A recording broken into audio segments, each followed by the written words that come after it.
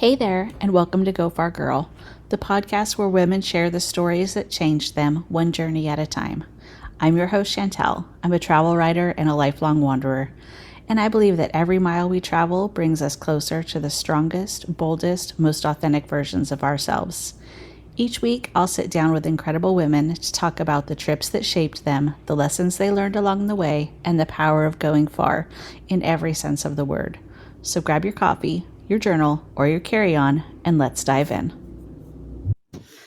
Hi, good afternoon. Thanks for joining us today on Go Far Girl. Today I'm here with Annalaura Brown, and she is the host of the podcast Autoimmune Rehab. She's an autoimmune thriver. She loves traveling the world and is always seeking new adventures. Her experiences, especially her time in France, have taught her how to slow down, savor life, and embrace travel with courage and joy. Her story inspires women to stop waiting for the perfect moment and just go. And that's what inspired me to want to share her story with you, is just that spirit of resilience and the always pushing forward and coming up with new ways to make travel work for her. So welcome, Annalaura. Thank you for being here. Yeah, sure. Of course. Thank you for having me. Of course. Do you want to tell us a little bit about your background, how you got started in travel, and sort of how that's evolved through time? For sure. Absolutely. Yeah. So I grew up living in a different state from a lot of the family members of both of my parents. My mom had grown up in California and had a lot of extended family in California. Then her parents and a couple of her siblings had moved back to Utah when she was in high school. So she had some family in Utah where I grew up and where I actually still live today. But my dad's family was all from Nebraska and Iowa. So in order for us to really go visit a lot of the extended family, we had to either drive one way to the Midwest or drive one way the other way. And I'm the first of 8 kids, so we have a really large family. So flying was not in the budget. Right. Although a lot of the initial driving, I was 16 when my baby brother was born too. So there were not 8 kids initially. There were, anywhere from 3, 4, 5, maybe 6 at one point, but we just did a lot of road trips. I bet. Several road trips to go visit the family. So that was how we initially started traveling.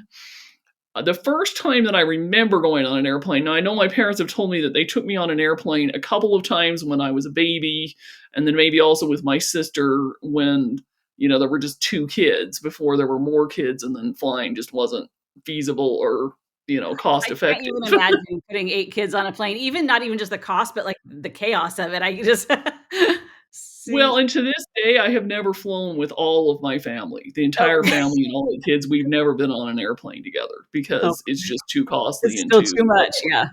too much. So, yeah. So but anyhow, that started the whole idea with the road trips. And then the first time I really remember going on a plane was when my grandma, who did live in Utah, flew me at 10 years old to California. And we did a whole trip where we rented a car once we got there. We drove and did a whole basically visited almost the whole state of California, from How cool. Sacramento all the way down through the LA area and Oakland and a bunch of stuff. And that was just, it was really fun. And then, as I got to be older in high school and other things like that, I started doing more trips, got to start flying on different trips, and just started having just this desire to want to go out and see the world. And then I feel like in 2001, when, right around the time of 9/11, ironically, when The Amazing Race, which is the reality TV show where you race around the world for $1 million, which I'm sure Yeah. you've probably seen that. Dude, I love that show. That TV show came out, I have to say that probably sparked even more of a desire to travel, because I would see things on the show and be like, I want to go see that, and I don't want to interrupt you, but we actually planned our whole trip last year to Austria and Slovenia based off of an episode of The Amazing Race, because we were watching it and we were like, we want to go to all these places. And so we just stole the itinerary and did it. Yeah, oh, that's cool. Yeah, so I had done some travel, a little international travel. I'd actually even made my first trip to France before that TV show came out in 99 and 2000. But I had not really done, too much international travel before that. And part of that was, it was a phase of life I was in. I didn't have money. I was a student, different things like that. But that show definitely sparked the interest in wanting to start developing a bucket list and start traveling a lot more. And so, as a now I have been to about 8 different countries, I think 8 or 9 different countries. So, still haven't been to, a huge amount of countries. I hope that by the time I hit retirement age, I will have at least doubled that or maybe even tripled it. And then, maybe hopefully I'm still in good enough health in retirement that I'm able to travel even more. So I we'll know see we how always that gotta goes. be looking forward, huh? Yeah, exactly. So how have your autoimmune issues, affected when you travel? Did you have those when you were a kid? Did you know about them? And then kind of how has that changed what you have to Yeah, do so when I you're didn't planning? know I had it. So it's Hashimoto's primarily is my main autoimmune, which for people that aren't familiar with it affects your thyroid, can really give you a lot of fatigue. Mhm. Can Some people will have pain issues, other things like that, digestive issues, stuff like that. I didn't know I had it till 2018. So I had already been and done some international travel before I actually knew I had it. I had some pretty bad symptoms for a few years before that, though. And during the time, that initial time, I really didn't do a lot of travel, primarily because I just felt like I couldn't. You were just so So, exhausted. once when you get hit initially with that autoimmune, the first few years for a lot of people, while they're trying to balance, they're trying to figure out, what do I do? How do I take care of my health? It can be challenging to do that much travel. And I know I really hardly did any travel at all. I mean, in fact, I'm trying to think if I think I did do during the time where I was still pretty sick, but yet didn't actually know what I have. I think I did do one trip where I think we drove. Yeah, we did drive because it was a family trip and we went to California for a family reunion. But other than that, I'm trying to think if I really, I don't know that I did much travel at all for a few years. And now I'm more or less into remission. I'm feeling a lot better. I have a lot more energy. I'm able to do a lot more. And so I'm able to, thank goodness, be able to do the travel because, went through a phase in life where I really couldn't. Yeah. And even now I have to be really careful just because that I can definitely overdo it and I can definitely end up coming home sick. So the last time I went on a big trip, I was in Europe for almost the whole month of December, visited total of about 5 countries in a month. And I was sick for the whole month of January because I came home and my brother had whatever was going around. It was like they said it wasn't the flu. They said it wasn't COVID. It was some viral thing or whatever that was hitting people. Yeah. And I got exposed. And because my immune system was a little weaker, I got sick.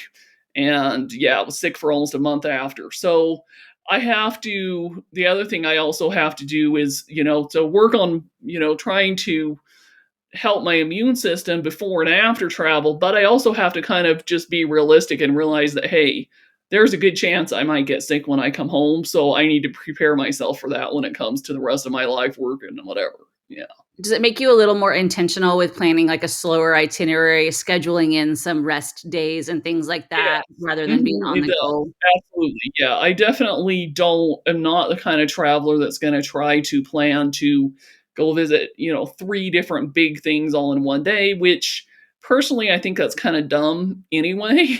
Autoimmune condition or not, you shouldn't really be trying to run all over one country and trying to see everything you can possibly see at once. I Yeah, try to that's more have the just like mentality checking of off a list than traveling, right? Like, you're not yeah, getting exactly. the I try to have the experience. mentality that I'm glad I get to be here. I'm grateful I get to be here. Hopefully, I get to come back.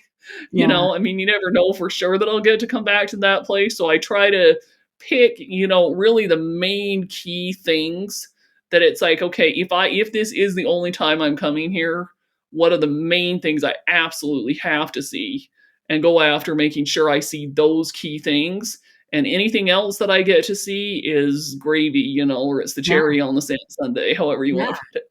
That's such a good tip. I think that everyone needs to have that reminder because sometimes, and I'm guilty of it too, I'll be looking at itinerary and I'll be like, well, I'm already right here.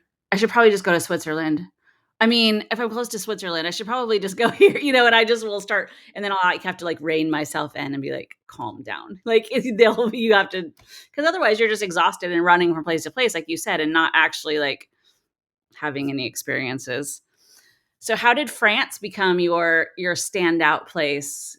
Did you start in Well, Paris? did So you? I started going to learning French at the age of 4 at a private immersion school. So I had started learning French. I had teachers that were native French speakers that were from France. My one of my aunts had majored in French in college and had lived in a dorm where you were only allowed to speak French, and her roommate was a native French speaker, and she became almost kind of like a second aunt to me almost. And so I grew up around several French people and studying French. And so going to France had been on my bucket list for quite some time. So it was kind of already, at the top of my list. Also, have always really wanted to go visit, like England and Wales and, all of the UK because that's where a lot of my ancestry comes from. So that's been a really big bucket list as well. As of right now, Scotland is the only place on the UK that I've actually been. Did you I love haven't it? made it to the rest of the UK yet, but France just really stood out. And so I had a goal to go there, and I have been there 4 times now, I think. And one of those times was doing a study abroad in college. Okay.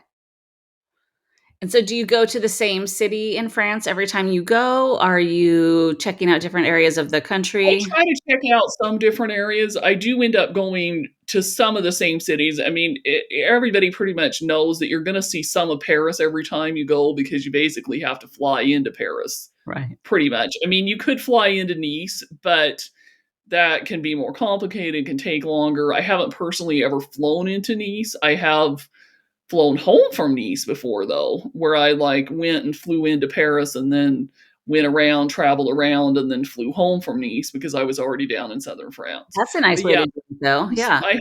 I have some friends that live in France. I know some French people that I'm pretty close to. So I sometimes will spend a little bit of time in some of the same cities, but a lot of times, yeah, I am setting a goal to try to visit some other places. So, like, the next time I go, my goal is to do southwestern France because Okay. I've done a lot of southeastern, like, over by Italy. So, Cannes and Antibes and Marseille and Nice and, all of that side. But I want to do like Toulouse and Carcassonne and Montpellier and, Oh, that other southwestern side. So, that's the main new region that I plan to visit in France the next time I go there. what's your favorite region so far? I would say, oh, it's hard. I really like Normandy actually, and I like Normandy more than I like Paris. I'm not really a huge Paris person. People, it's fine. Paris is fine. There are things in Paris that you really need to go see. Let's put it this way. It's just they're must lists. Like everybody needs to at least go experience what the Eiffel Tower's like. You got to see the Louvre. You got to just see some of those key things. But I feel like once you've seen some of those things, it's kind of like too loud and noisy, too many tourists, too many people, too crowded, Yeah. It's just just a not big really city. for me. Yeah. And I also like the center, like near Tours with all the castles and things like that. When I did my study abroad, that's where I went. So I would go to school in the morning and then I could take off on the train and go visit castles in the afternoon. It was really cool. What a life. That's is something I know. else. That's a good way to break up the monotony of studying. Yeah, it was for sure. So if you had to recommend one place in France for like a solo women's trip, where would you send them? You think to the I would Normandy? say, assuming you've already been to Paris, if you haven't Mhm. been to Paris at all, going to at least check out Paris for a little bit is worth your while. But assuming that other than that, I would say, yeah, somewhere in Normandy. There's a lot to see in Normandy. Even though I've been there a couple of times now, I haven't been anywhere close to everywhere in Normandy. But, Normandy, I would also say it's also going to depend on how much time you have because the south of France and the beaches is beautiful. There's a lot to see down there too. And of course, the center with the castles. But, it really depends on how much time you've got. If you've really only got your typical like 7 days, like most people have, I would say maybe like 2 days in Paris if you haven't been there already, 2 to 3 days, and then go spend the rest of it in Normandy probably for one trip. And Yeah. then you can go back and check out Southern on a separate trip. Yeah. Yeah. Yeah. That's smart.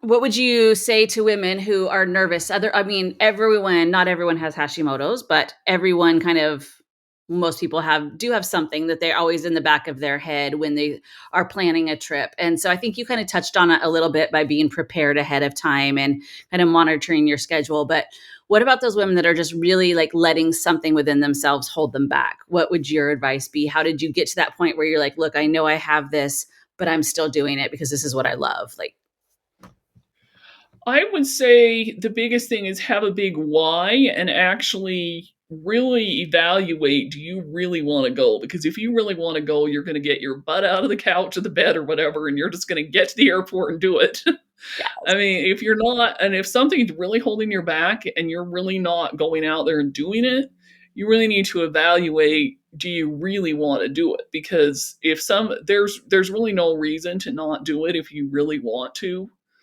And the thing is, yeah, it's going to cost money, but at the end of the day, the way that things are at the moment with Europe and the way that prices have increased on a lot of things, what people sometimes don't realize is they can be just as cheap or maybe even cheaper to go to Europe on a trip than it is to go like to Disneyland or Walt Disney World. I know, I've noticed that, that's crazy. Yeah. And it's really not like dangerous or anything as long as you're in like the major tour cities and things. You don't go off the beaten path too much and you use extra common sense. I would definitely say with France, if you're going to do anything other than Paris, you definitely want to know some French too.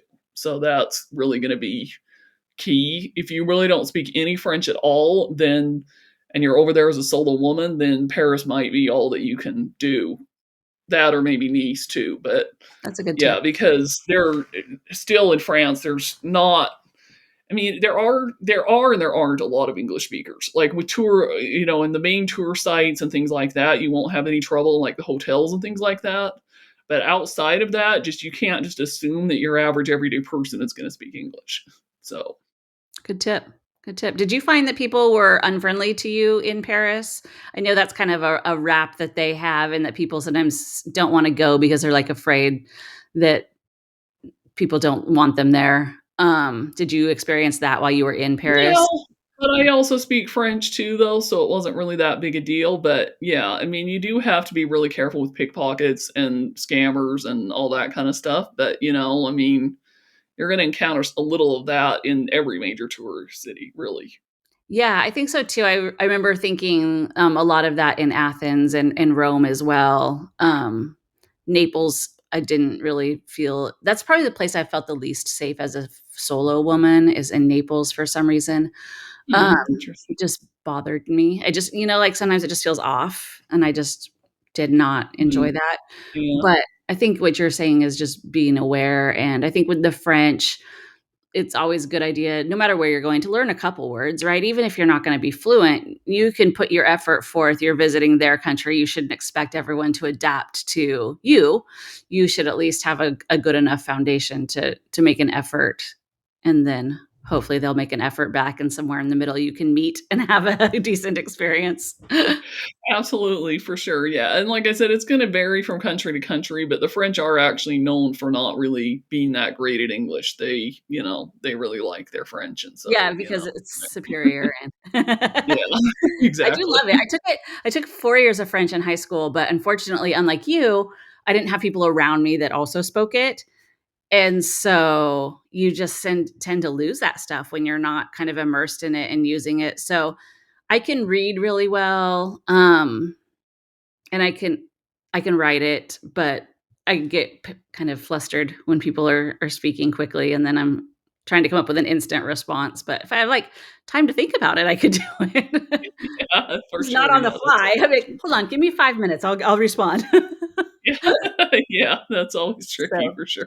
my sister had lived in, Chile for 18 months when she was younger, and so she got really fluent in Spanish, and so when my boys were young and she came back home, I had her babysit them for the whole summer, and I said, "Don't you dare speak English to these children." Like, sh they know not a drop of Spanish, but you just speak to them in Spanish the entire time and, like, basically force it on them because I know it's so important, and when you're younger, it's so much easier, and so the first couple days, they would say, "Mom, Aunt Jamie is acting so weird to us. She is so weird.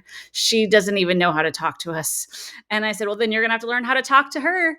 And so by the time the summer was over, they were having good little conversations. So That's awesome. Yeah, I definitely feel like I was definitely lucky, getting the early exposure to French. And yeah, funny story. I was in college and I couldn't pass calculus, which is required for both a business major and a business minor. And so I already knew French pretty well. This is after my first big trip to France, and I decided to major in French instead, and I still needed a minor, and I couldn't do business because I couldn't do the math.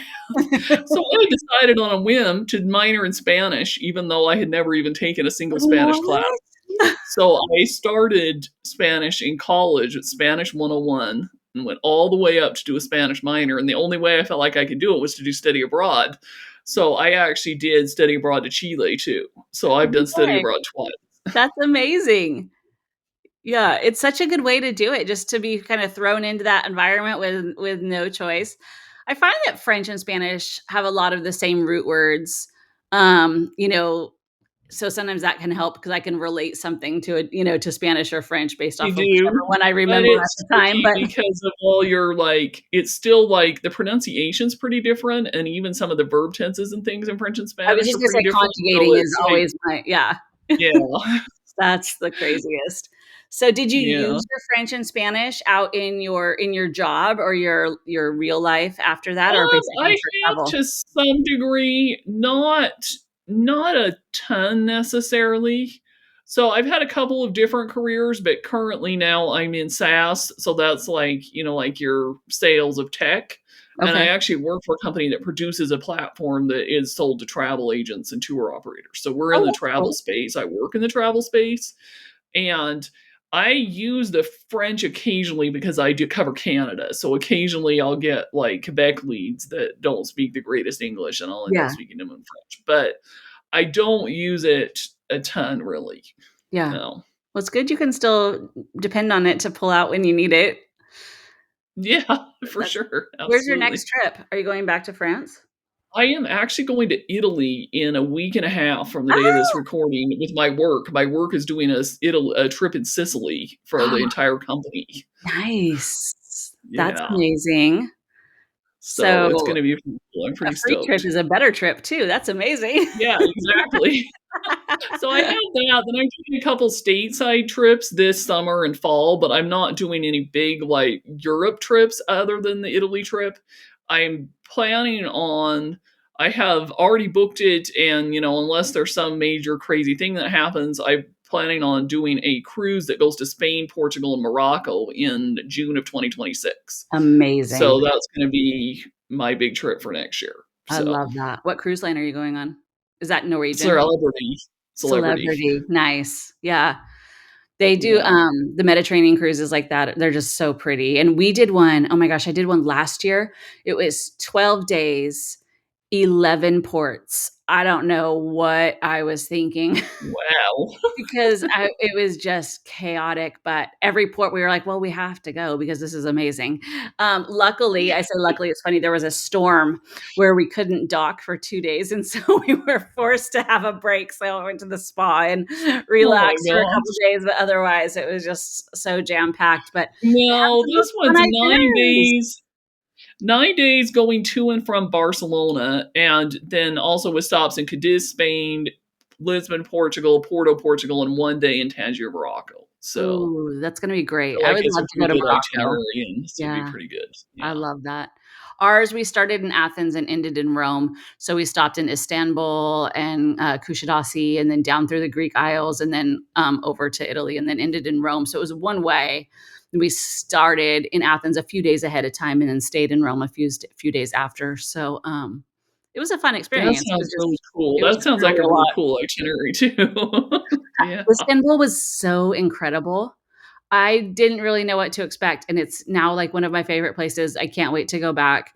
Um, just the history of Istanbul is incredible, and it's been through so much change. I mean, it was there like in biblical times, and it's there now. And the churches used to be Christian churches, and now they're Muslim mosques. But the Muslims believe that they want to honor all the heart of history, so they don't cover any of the Christian markings up inside these mosques. And so when you go, you still have like Mary and Jesus, and you have the Muslim writing. It's just this chaotic, like, beautiful, like, honoring everything experience, and so I just Uh-huh. was not prepared for, like, how much to take in there was, and so that was That was one of my favorite stops, surprisingly, but, yeah, it was really cool. But Yeah, that's back to cool. that. I don't know, for some reason, Turkey hasn't ever been on my bucket list, but maybe I'll have to add it. Yeah, I oh, don't and know. the food, mwah, so Is it good. really good? So good. But that's one thing that's fun about cruising too, is even though you're only in town for 1 day, sometimes 2 days, kinda just gives you a peek at somewhere you may not have gone. Yeah. And you can decide if you wanna go back and spend more time, and, so that's really cool. Well, I'm excited. I can't wait to hear about your cruise when you get back. What would you say, is the biggest lesson you've learned about yourself through travel? I would say that I actually am a lot more open-minded to unique experiences, to trying food that maybe I would have thought before, "Ew, who wants to eat that?" You know, that I'm just, I'm more open to some of the crazy things than maybe I would have thought that I would have been, you know?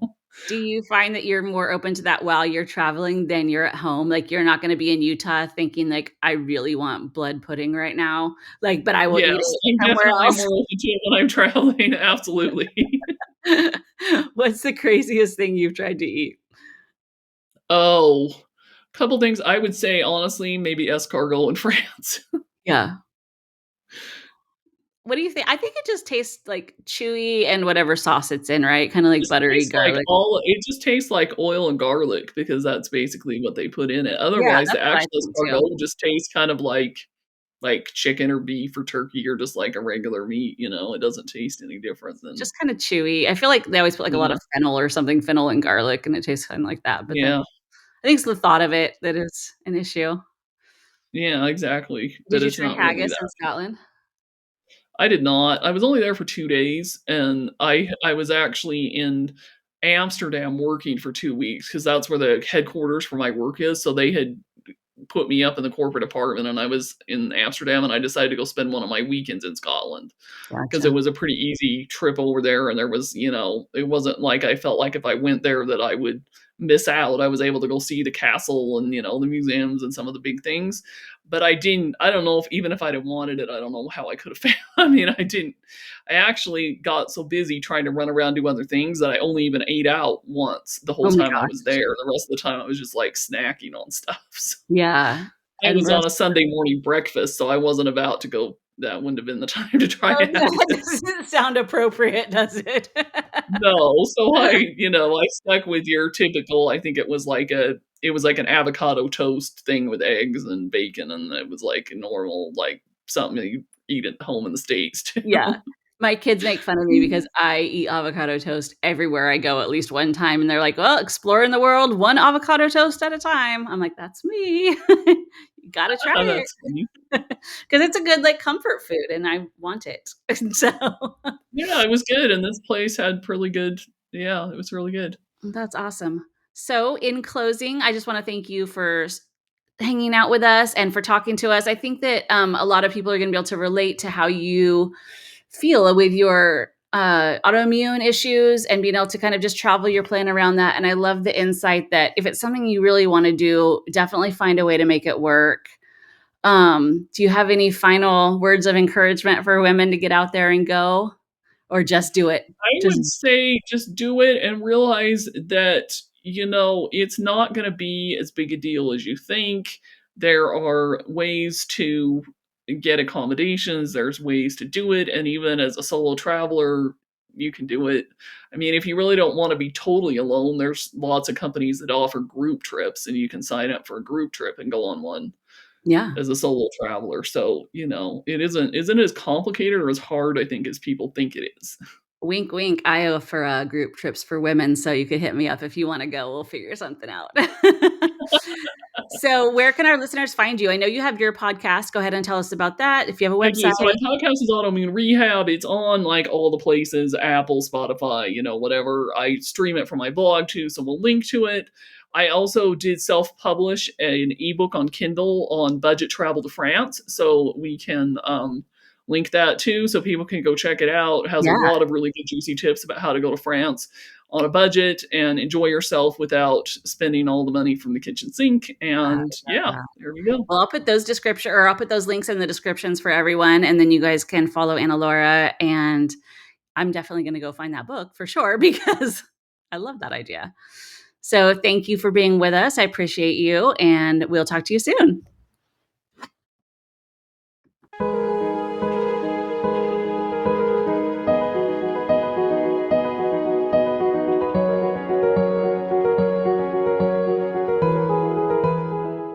Thanks so much for listening to Go Far Girl. If this episode made you smile, dream a little bigger, or realize it's never too late to book the trip, I'd be so grateful if you'd share it with a friend. And hey, we've got an amazing group of women waiting for you inside our Facebook community. Just search Go Far Girl. Come on in and say hi. And until next time, keep exploring, keep growing, and never stop going far.